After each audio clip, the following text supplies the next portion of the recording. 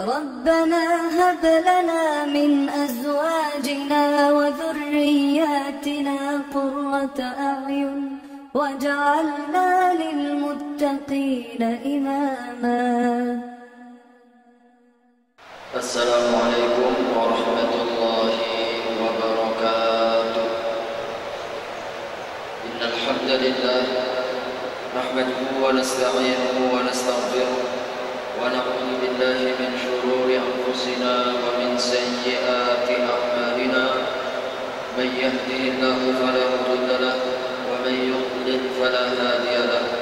أشهد أن لا إله إلا الله وحده لا شريك له وأشهد أن محمدا عبده ورسوله لا نبي بعده. اللهم صل وسلم وبارك على نبينا محمد وعلى آله وأصحابه ومن تبعهم بإحسان إلى يوم الدين. Amma ba'du. Segala puji serta syukur marilah kita panjatkan kehadirat Allah Subhanahu wa taala atas rahmat serta taufik Allah kepada kita bersama. Alhamdulillah kita dapat melaksanakan salat zuhur secara berjamaah. Mudah-mudahan sesaat waktu yang insyaallah kita niatkan dalam rangka untuk thalabul ilmi, Allah Subhanahu wa taala karuniakan keberkahan waktu serta ilmu yang bermanfaat. Amin ya rabbal alamin. Salawat serta salam tidak lupa mari kita sampaikan kepada Nabi Allah Muhammad sallallahu alaihi wasallam, keluarga, para sahabat serta seluruh umatnya hingga akhir zaman. Hadirin rahimakumullah. Allah Subhanahu wa taala menyiapkan balasan yang bertingkat-tingkat, berlapis-lapis, berbeda-beda antara satu amalan dengan amalan yang lain. Ada jalan dan juga sebab-sebabnya. Sebagaimana surganya Allah nanti juga berperingkat karena tingkatan amal. Oleh karena itulah ketika kita melaksanakan amal, maka tidak hanya sekedar kita beramal atau asal beramal, namun kita berusaha dalam setiap amalan yang kita lakukan menjaga nilai kualitasnya, karena inilah yang kemudian akan membedakan antara satu amal dengan amalan yang lain. Maka ketika kita mampu melaksanakan amalan yang lebih nilainya, kualitasnya, maka insya Allah juga berpeluang besar untuk kita mendapatkan pahala yang lebih maupun kedudukan di sisi Allah Subhanahu wa taala di surganya nanti dengan tingkatan dan kedudukan yang lebih istimewa. Hadirin rahimakumullah, setiap amalan salah satu di antara hal yang patut untuk kita jaga pertama adalah nilai kualitas keikhlasan. Ini yang pertama yang mesti harus kita jaga, sebab ini yang menentukan satu amalan dari amalan yang lainnya, dan ini yang terberat, paling sulit, dan terus menerus perlu kita jaga, kita kontrol, kita evaluasi, karena urusan hati, dan hati manusia itu sangat-sangat lemah sehingga mudah goyah dan terbolak-balik, mudah berubah-ubah. Karena itulah hadirin, kita perlu terus-menerus untuk mengevaluasi, memohon secara khusus kepada Allah Subhanahu wa taala agar kita diberikan oleh Allah keikhlasan. Rasulullah SAW banyak menceritakan kepada kita betapa ada orang yang sholat sama satu shaf, tapi ternyata mendapatkan sholatnya hanya 1/10-nya. Ada yang kemudian mendapatkan sholatnya 1/9-nya, 1/8-nya, 1/7-nya, 1/6-nya, terus disebutkan oleh Nabi Sallallahu Alaihi Wasallam, hingga ada orang yang sholat tidak mendapatkan apapun dari sholatnya. Maka apa yang membawanya demikian? Boleh jadi dan sangat kuat karena niatnya. Ada orang yang sholat karena Allah Subhanahu wa taala, tapi juga ada yang disebutkan oleh Allah Subhanahu wa taala sehingga sholatnya pun tetap mendapatkan ancaman kecelakaan. Fawailul lil musallin alladzina hum an sholatihim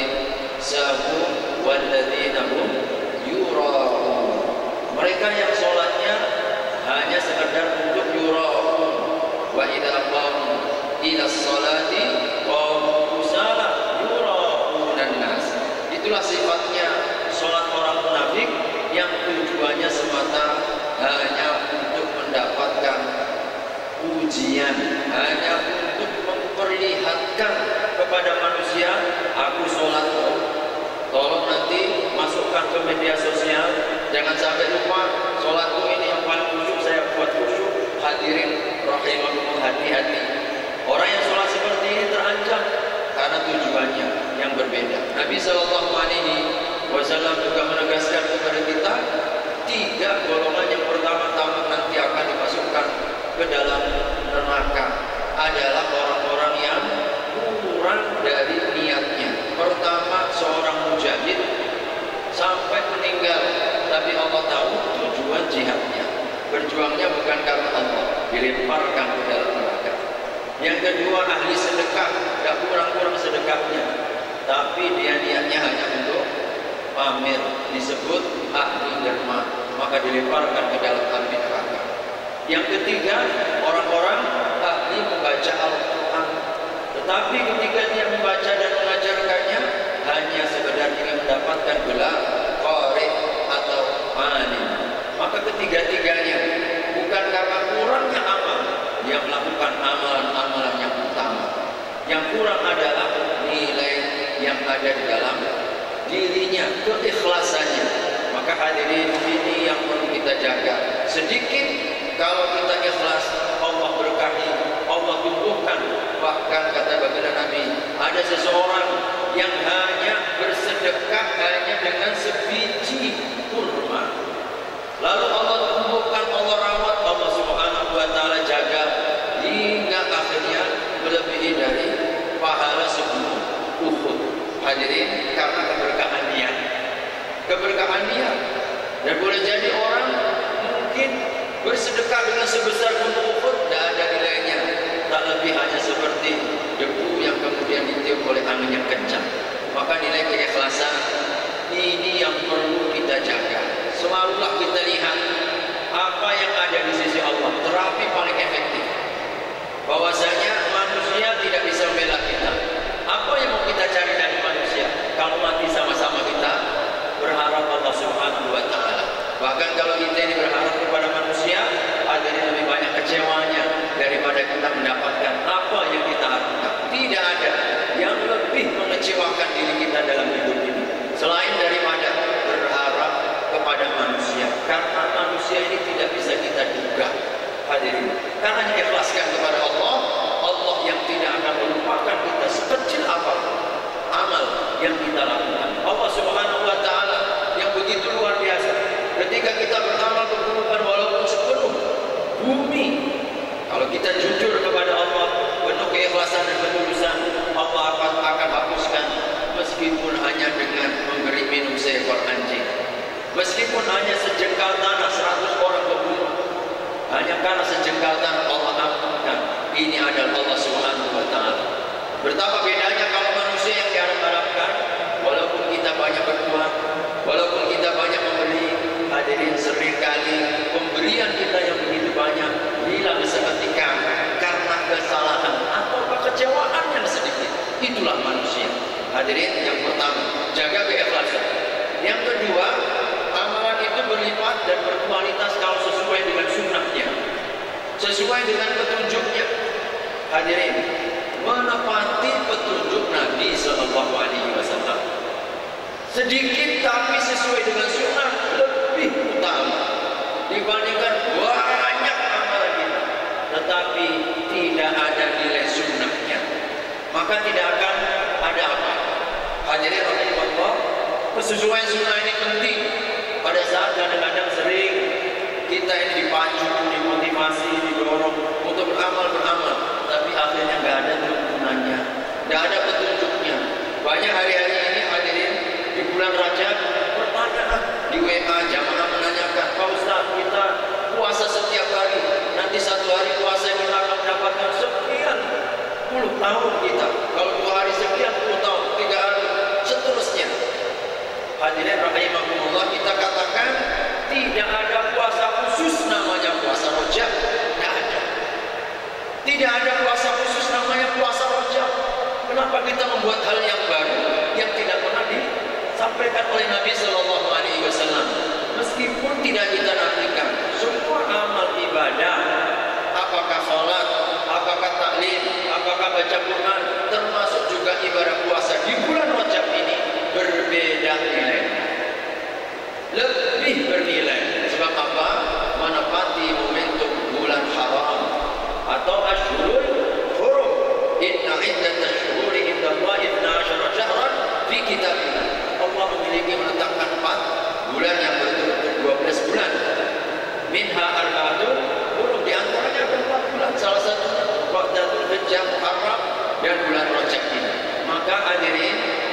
Allah, semua amalan termasuk puasa dimuliakan di bulan ini. Tapi tidak ada kekhususan puasa bulan Rajab 1 sampai 10, 1 sampai 15, atau setiap hari kita berpuasa.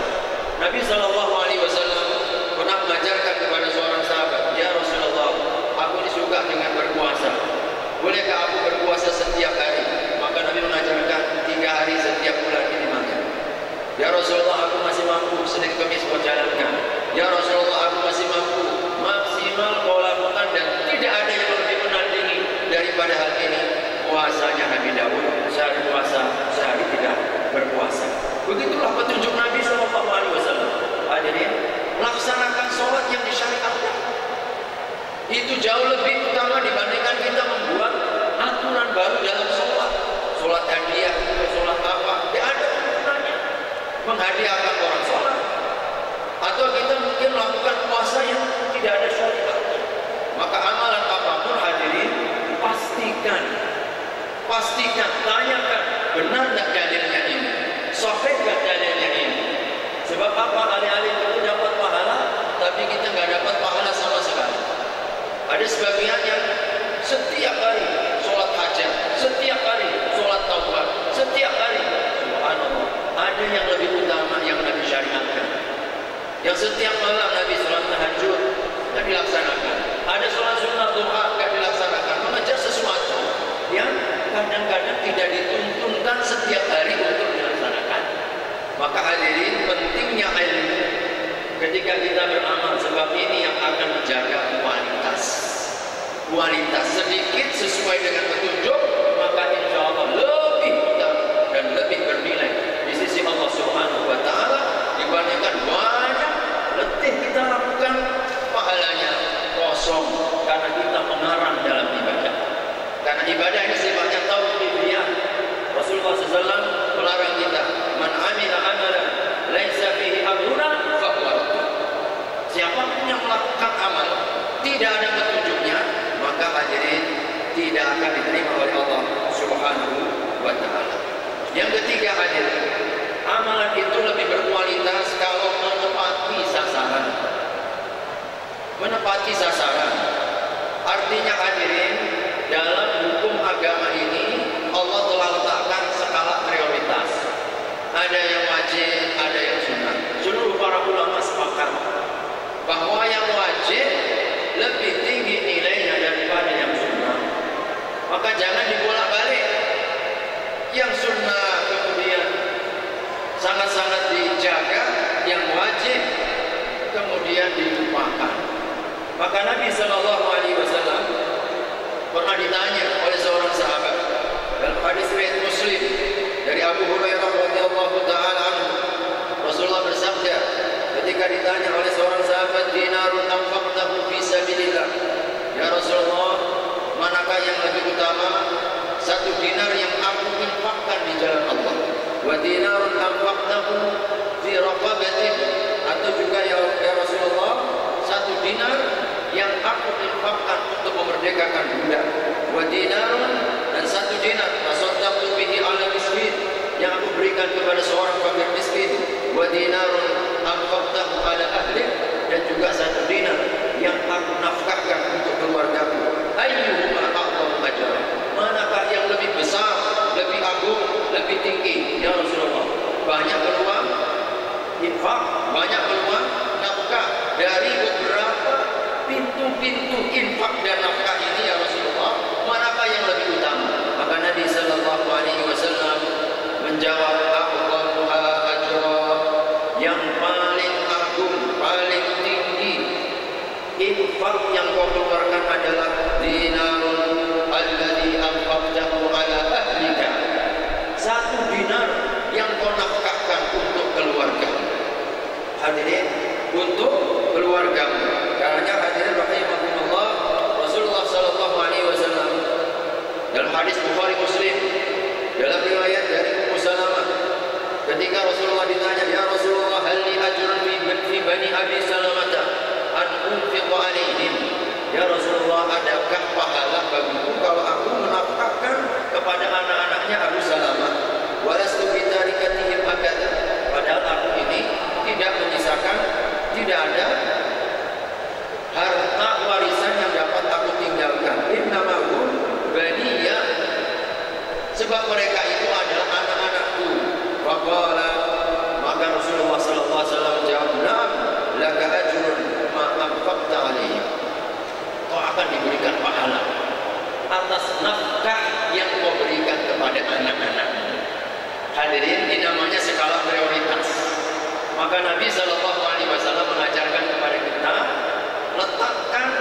sesuai dengan prioritasnya. Jangan sampai orang lain mendapatkan kebaikan kita, kita menyayangkan keluarga sendiri. Jangan sampai infak tiap hari kita berikan untuk masjid, untuk mana-mana tempat, istrinya nggak pernah mendapatkan uang belanja. Maka ini yang tidak mengetahui, tidak paham.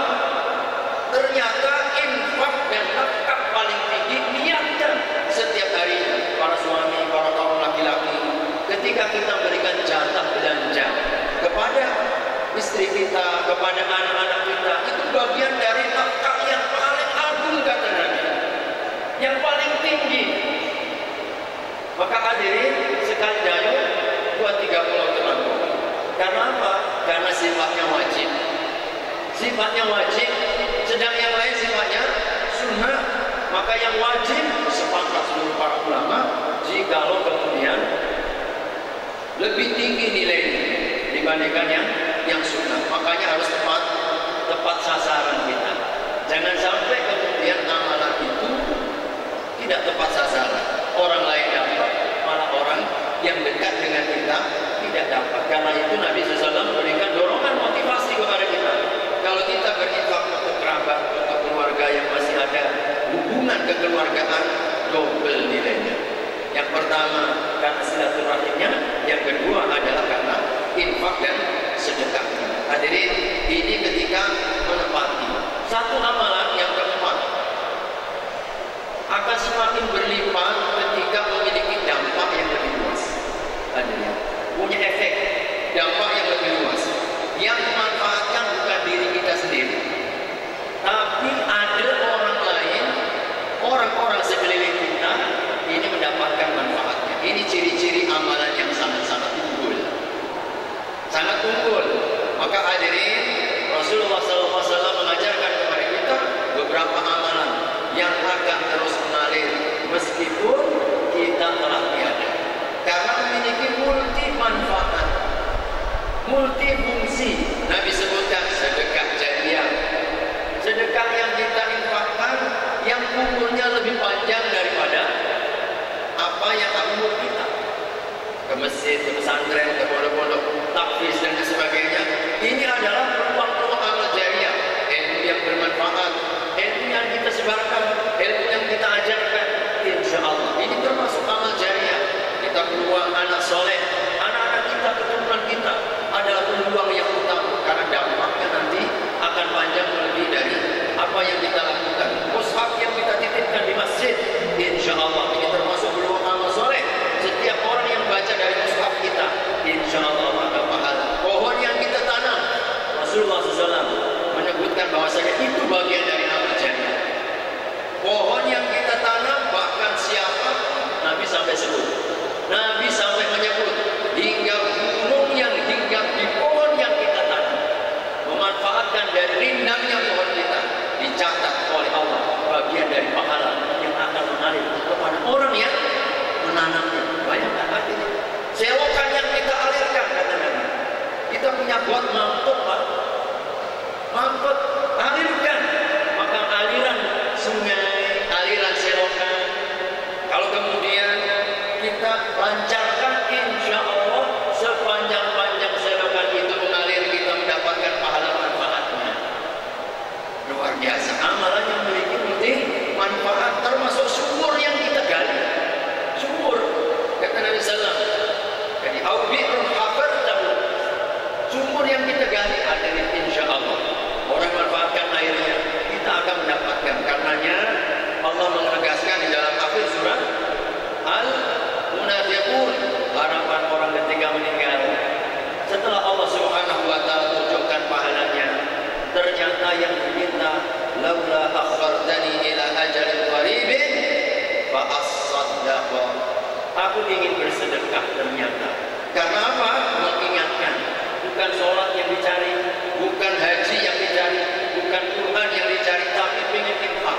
Sebab sholat itu manfaatnya untuk diri sendiri, meskipun tidak salah hadir, bahkan wajib kita laksanakan, tetapi Allah tidak ingatkan. Coba mari kita teliti, kalau ada amalan yang efeknya lebih luas, insya Allah ini amalan semakin berkualitas. Maka ketika terbuka peluangnya itu, ambil perannya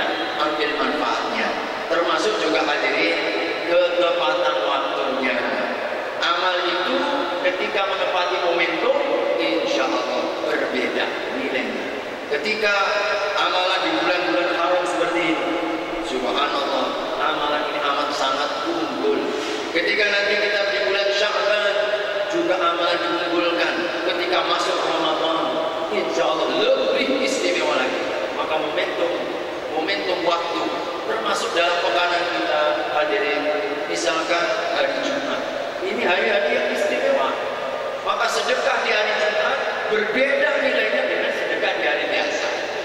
Kenapa? Karena memang momentum waktu yang dimuliakan.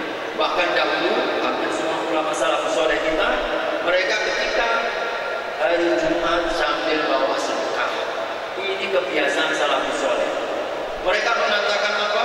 Ketika Allah Subhanahu wa taala, ini salah satu penggalian hukumnya. Kalau kita mau menghadap Rasulullah sallallahu alaihi wasallam. Jadi kalau ada orang yang hendak menghadapmu, di dalam surat Al-Mujadilah Allah Subhanahu wa taala menegaskan, kalau hendak menghadapmu wahai Muhammad, hendaklah mereka itu membawa sedekahnya. Ini saya sampaikan penggalian hukum dari para ulama ahli tafsir kita. A'udzubillahi minasyaitonir rajim. Bismillahirrahmanirrahim. Alam tara anna Allah, di dalam ayatnya, ya ayyuhalladzina amanu idza najaytumur rasula faqaddimu baina yaday najwaakum shadaqah. Hai orang-orang yang beriman, kalau kalian hendak menghadap Nabi, bawalah sedekah. Kalau mau menghadap Nabi, bawalah sedekah. Untuk apa? Ya tentu ini akan membawa kebaikan. Para ulama mengatakan kalau mau menghadap Nabi diperintahkan untuk sedekah, apalagi kita disuruh untuk menghadap Allah di hari Jumat, maka lebih utama lagi untuk bawa sedekah. Begitulah kebiasaan para ulama salafus saleh ketika berangkat sholat Jumat, sambil entah bawa makanan, entah bawa kue, entah bawa uang untuk disedekahkan, mengamalkan ayat ini. Salah satu pelajarannya adalah momentum. Maka mudah-mudahan hadirin, beberapa hal ini menjadi pengingat kita. Allah Subhanahu wa taala mudahkan kita untuk dapat mendapatkan pahala-pahala nilai amal yang istimewa karena beberapa sebab-sebab yang Allah Subhanahu wa taala berikan kepada kita. Hadanallahu wa iyyakum. Mudah-mudahan dapat kita fahami dan Allah karuniakan taufik untuk dapat kita amalkan dalam kehidupan sehari-hari. Barakallahu fikum. Kurang dan lebihnya mohon dimaafkan. Mari kita tutup dan sempurnakan dengan doa kafaratul majlis. Subhanakallahumma wa bihamdika asyhadu an la ilaha illa anta astaghfiruka wa atubu ilaik. Wassalamu alaikum warahmatullahi wabarakatuh. واتل ما أوحي إليك من كتاب ربك لا مبدل لكلماته ولن تجد من دونه ملتحدا